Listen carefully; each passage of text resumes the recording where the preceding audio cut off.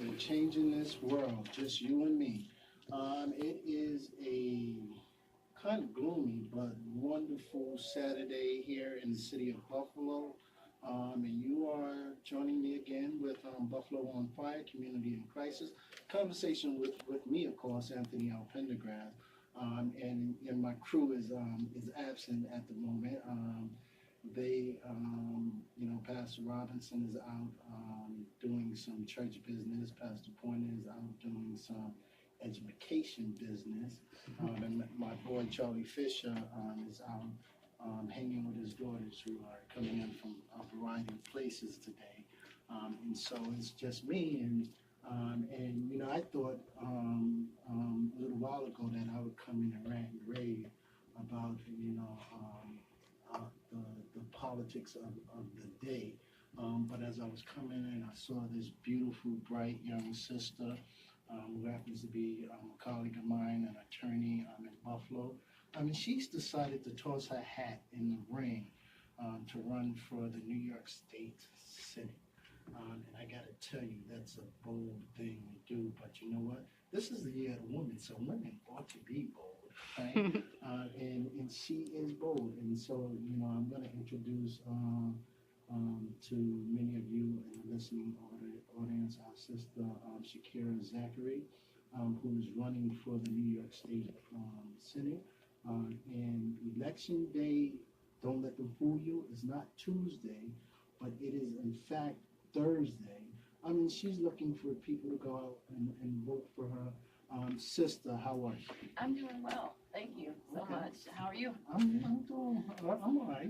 It's just a little under the weather this week, but I'm here at the radio station and I'm joined by you, so it's good.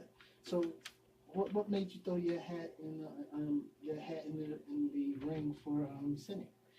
Well, I think it's a culmination of life experiences and training that really has brought this about. As you mentioned, we're colleagues. I'm an attorney by trade, been licensed for over 15 years. I'm also a former special education teacher.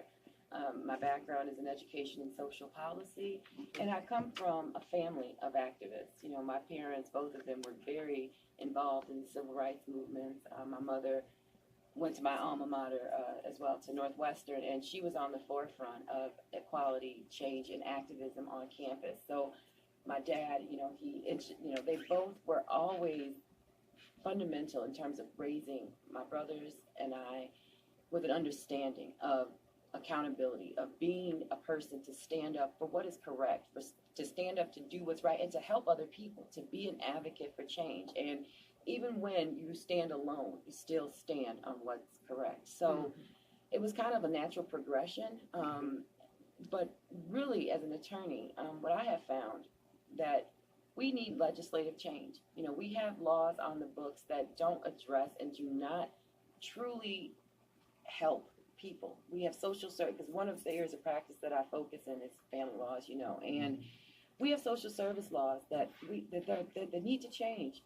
They have social service law where they make preemptive strikes against parents who have disabilities. They have on the books the terminology of MR. I don't even like to say the word. I find it offensive, not just as a special education teacher, but as a human, that we still have on the books the label of MR. That's not correct. We need to change that. That needs to be changed to what it is. It's called a developmental disability. It's called a learning disability. But based on the way that law is written, the way that it's actually put into place is that they are able to go in and make preemptive strikes against parents who have a disability to say that nothing's happened. However, but because of your disability, we believe that your child could be abused or neglected, without providing leveling accommodations, which is mandated by federal law under the Americans with Disabilities Act. There's no policy in place that dictates that they actually put these accommodations into place. So what happens is that a mother or a father who has a learning disability can have their child taken from hospital and can then be put into the system in a position of defending themselves from a position of having a disability. So it sounds like you got a problem with this system. And let me tell you, I have a problem with the system too. Like, Yeah. 2000, I was graduating from law school, and a judge in the South Bronx, while I was up here in Buffalo, decided that he was going to put me in jail for failure to pay child support. And so I said, well, Judge, my child support obligation has been met. And so the SCU is wrong Right. with their calculation, but he decided that he was going to put me in jail anyway, right? And a judge from my alma mater, University at Buffalo Law School, Mine does. Yeah, right. yours too. Yep.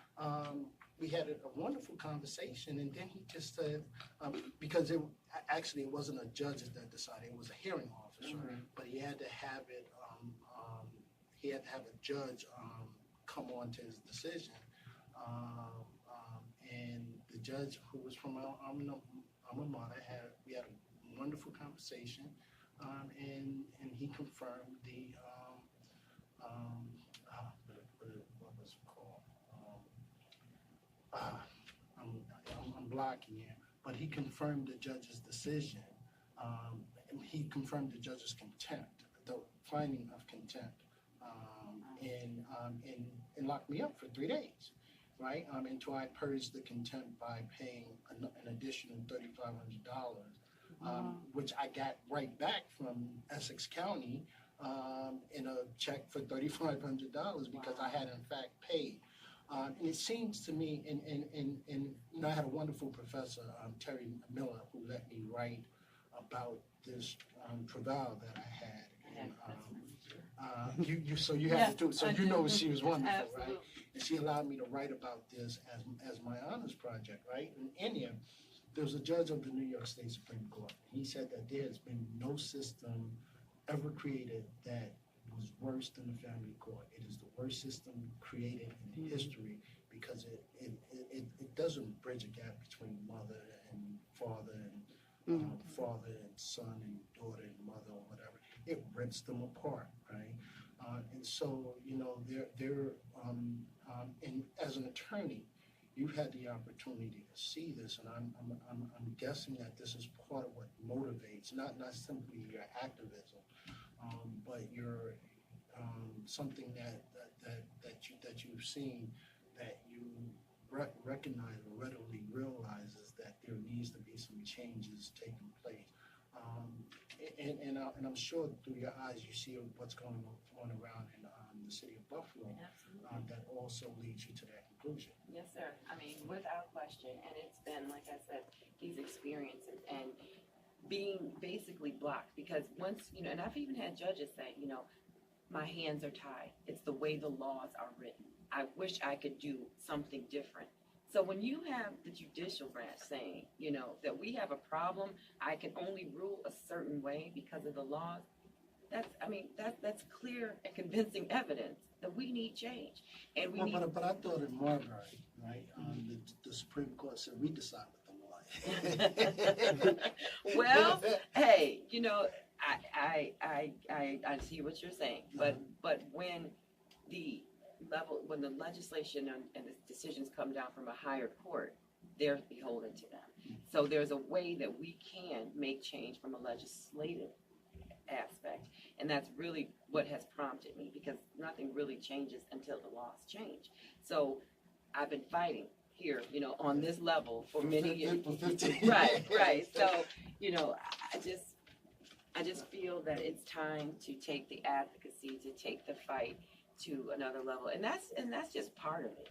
We have a picnic basket, like you said, of issues. Let's talk about the picnic basket. Because this is the year of the woman. Right? Yeah. This should, quite frankly, I think this should be like the century, right? Yeah. Because given everything that women are poised to lose with this ultra-conservative government that we have, right? It just seems to me that women should be taking ownership of themselves and stuff, and moving forward in a direction that seeks not only to promote family values, but to promote, women values, right? Yeah.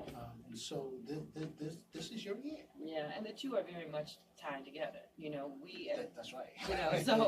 So I am highly encouraged by the wave of women that are stepping into the political arena and are being successful. I think that it shows a need for a different type of governing that we need in our society right now. We're at a critical state. You know, we are at a point where we need to begin a healing process. And by nature, women are nurturers, you know, so we are able to have a perspective that is different than that of our male counterparts to say, how do we go about looking at this from a different perspective and bringing about a different type of change that we need as a community, as a society, as a whole. So, you know, what I feel in terms of our community, what we have, and one of the issues I've talked about throughout my campaign is the Erie County Holding Center. Let's talk about that. Let's talk about that. I mean, for a minute, that issue. You know, we have had, under the current administration of Sheriff Tim Howard, 24 deaths. And they reelected him. They sure did. However, 3 of them happened recently. And we also had the finding this year from the New York State Commission, Medical Review Commission, that the one death of the sister, India Cummins, was determined by that review board to have risen to the level of homicide, right? So we did Rod Watson did an article about this issue in his column last week, I think it was, and he talked about this, about the people's decision. And whereas I am an absolute supporter of the democratic process, I believe that the people's voices should always be heard and they should be exercised. That, you know, that's important to our democracy, the empowerment of the voters. See, right? I think that's the intellectual us talking. Okay, Correct. However, I also stated in my statement there was that we have information today that we didn't have when that election took place, right? That quite possibly, if that election were to take place now, that we would have a different outcome. But even with the democratic process, there are still safeguards that are put in place in the process to hold elected officials accountable for their actions or sometimes for their lack thereof, right? That's the voting process. That's the electoral process. And that's why I'm running, because I feel that it's time to hold elected officials accountable. If you're not out here representing and fighting for and doing what is right and doing what is necessary for the whole of your district, then you should be held accountable for that. And I know you said you have a picnic basket, right? Let's talk about you know, young black and brown bodies who are out there on the street corner, right? And one of the most important things I've said consistently over and over and over again, right? It's about jobs, right? How do we get young black and brown bodies incorporated into this prosperity that is happening here in the city of Buffalo? How do we get them off of the street corners, out of danger's way, and into jobs where they can have the ability to provide for their family? Well, it starts with engagement, number one. You know, you have to be able to, you know how we meet our clients exactly as they come to us. As they are. As they are. It is what it is. Right. So we understand that we have to first understand where these young individuals, these young people are. So if we're able to meet them right there where they are, on the street corner, and engage them, number one, and explain to them and talk to them, because what I've learned in my work with young people, they do not care what you know. They need to know that you care. Mm-hmm. And then you begin to have a discussion about opportunity, about something different, because most of what happens with our young people is simply a lack of exposure. It's that this is all I know. So if you know something different and you truly care and you come to me and you expose me to that, then the seed is planted, and then you can begin to nurture that. You can begin to harvest that. So we have to get our young people engaged. You know, I have this younger generation that I've coined the wait what generation. You know, that's you know, Come on, you gotta give me more. Okay, wait, so what? it's the wait what generation. I call them that because anytime you say something to these young people, their first response is wait, what? I mean, off every time. I mean, I'm raising this generation, so I'm telling you, I understand this. But it's because these young people, they question everything. Mm-hmm. They're very. But is it because we're teaching them to question everything? Because you're saying you're raising them. what? And you know, my son was on a radio show a couple of weeks ago, right? And he said, you know what, we don't have the same limitations that you have, right? Because we don't care, right? Our generation is out there to smash through walls and stuff, right? And so we're not bounded by the same idiosyncrasies and stuff that you guys are bounded by, right? We're not bounded by the rules and stuff that have been fabricated by you guys and stuff. And so I thought, you know, wow, that's a powerful statement. And of course, I'm a proud father because my son is giving back to me, you know, that amalgamation of experiences that I've tried to instill in him throughout the course of our relationship. Right? So I mean, it's interesting that you call it the wait what. Now I'm gonna let you go ahead and finish your commentary. But what your commentary really just built on that, because what your son said is really the essence of this younger generation's essence. You know, they are not afraid. They are not bound by the limitations of just accepting things at face value. They're willing to dig deeper. They're willing to question, to challenge. And because they already have that inherent spirit, it's a phenomenal opportunity for us to build on that. We have to engage them in a way that kind of takes them away from some of the things that drives that, which I think is technology. We can't ever get away from technology. That's done. We're there. We're in hook, line, and sinker. That's one way that we engage them. But what we have to do is also look at critical thinking skills that will enable them to make good decisions, right? So part of good decision making is having good options. You know, if you only have one option, you're only presented with option A, and you don't even know that there's a B, C, or D, then your exposure is limited. So exposure is key. And that's one thing that we were talking about, how to engage the people, the young people in our community, to get them into jobs, to get them into job training. You know, I think that we need to build more initiatives towards entrepreneurship, because so many of our young people have amazing skills. I mean, they possess artistic skills, they possess scientific skills. So we have to start building that back up in the community in terms of what do you do, what do you love, and then having them, and this is how I mentor all the children that I've ever talked to and I've dealt with and I've worked with, is find that thing that you love, you know, that one thing, whatever it is that when mom calls you, you just get lost in, and you can let the day just go away and you're just there. Find that and build your life around that.